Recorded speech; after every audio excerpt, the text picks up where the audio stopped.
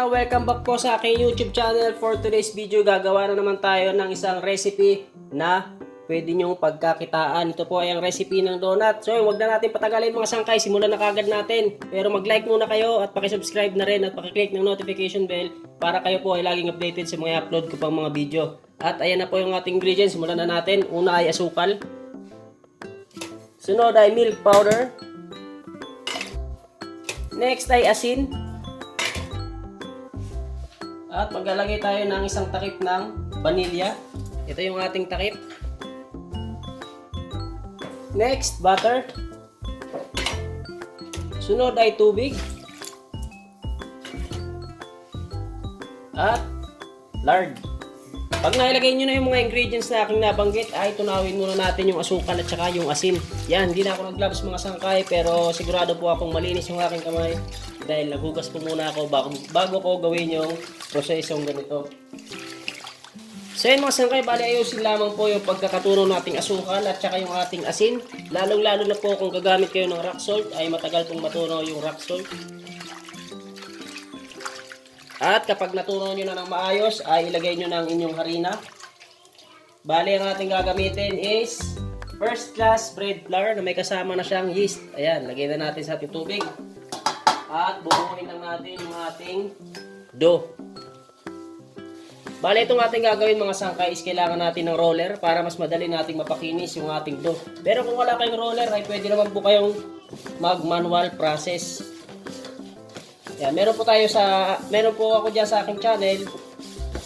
Tingnan niyo na lamang po kung gusto niyo matutong gumawa ng manual process na tinapay. Meron po akong mga video diyan mga sangkay na manual process po. At kapag nabuo na natin yung ating dough ay mamakinahin na natin.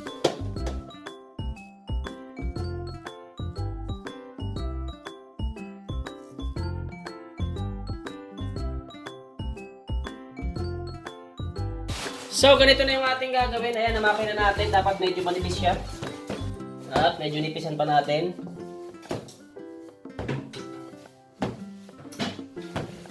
Yan, kapag medyo manipis na siya, ay katamtama lang yung nipis mga sangkay, wag yung sobrang nipis ha. At ito yung ating gagamiting panghulma. Ayan. So, ganyan lang.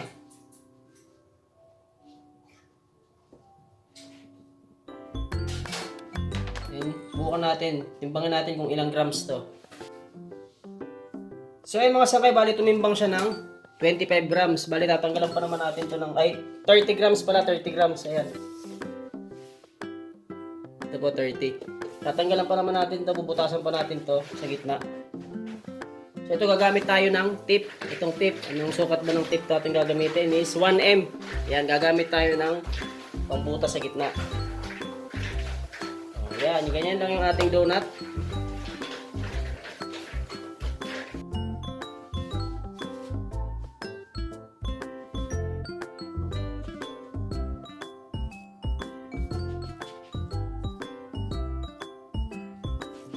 Kung saan kayo dapat yung inyong nipis ng inyong dough, dapat pantay lamang po dahil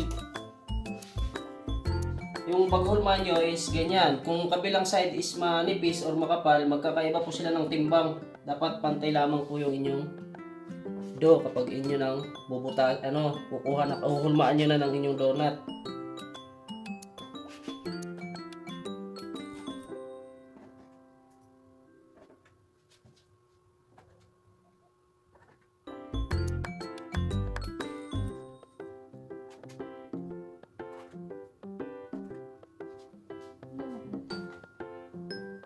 Talim-talim din.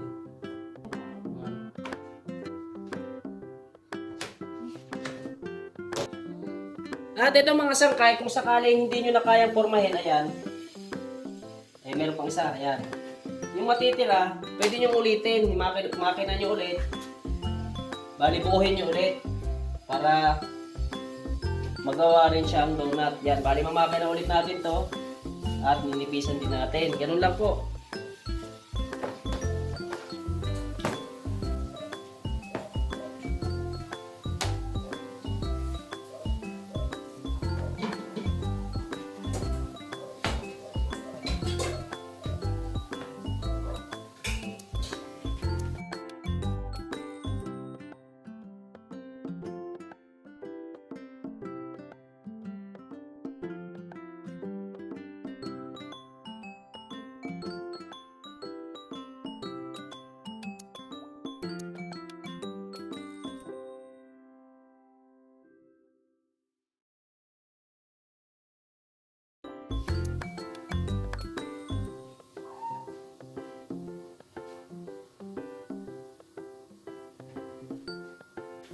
At ayan na, once na naporma nyo na ang inyong donut, ay paalsahin muna natin ng ilang minuto bago natin isalang. Okay? After 1 hour na ating paalsa ng ating donut, ay pwede na po nating isalang. Yan, 1 oras nating pinalsa. At ito, meron na tayong mainit na mantika. Ready na po para ating isalang yung ating donut. Ayan.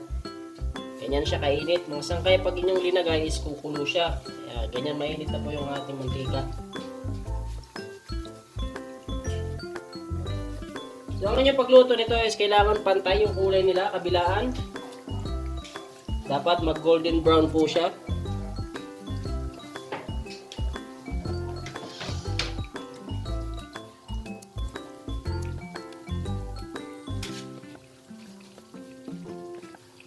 Ayan, ganyan lamang po. Kung sakaling mag brown yung kabila, ay baliktarin nyo na kaagad para hindi masunog.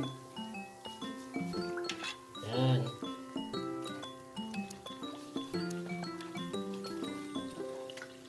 Ganyan lamang po kasimple yung ating pagluluto ng donut. At pagka pantay na po ang kulay, ay pwede nyo nang alisin sa mantika. Yan, pagka pantay na yung kulay, ay pwede nyo nang alisin sa mantika. So, yan na, para kabilaan, pantay na yung kulay nila.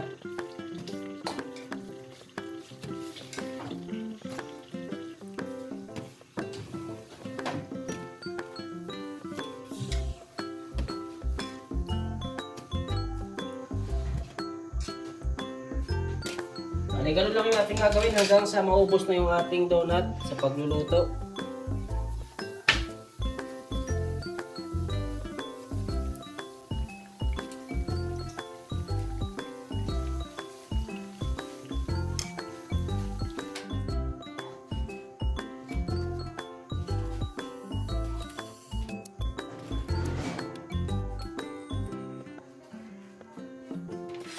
At ayan na yung ating donut. Once na naluto na natin, ay palamigin muna natin bago natin lagyan ng icing.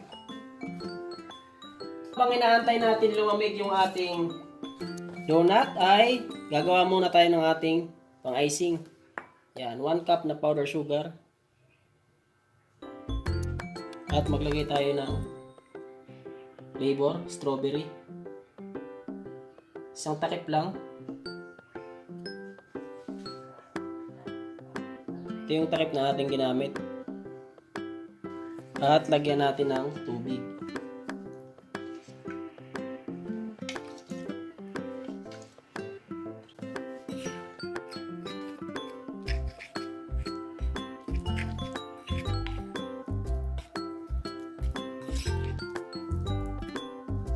At ayan, ready na yung ating pang-icing.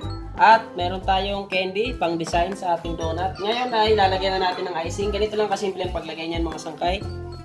Sausaw nyo lang yung ibabaw. At tanggalin yan, ganyan. Oops.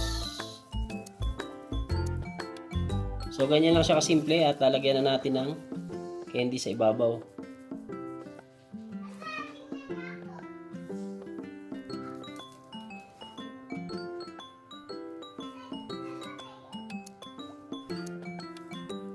At ito na yung ating finished product ng ating donut.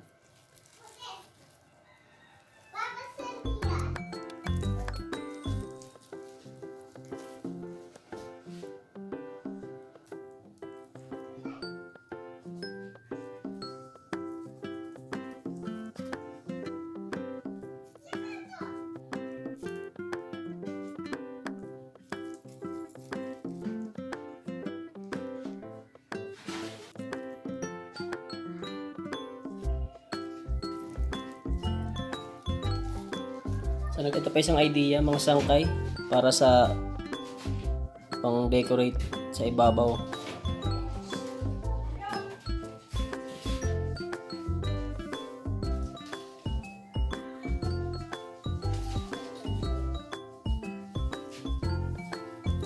At ito na yung ating finished product ng ating donut. Po tayong iba't ibang design idea mga sangkay para po sa inyong donut business.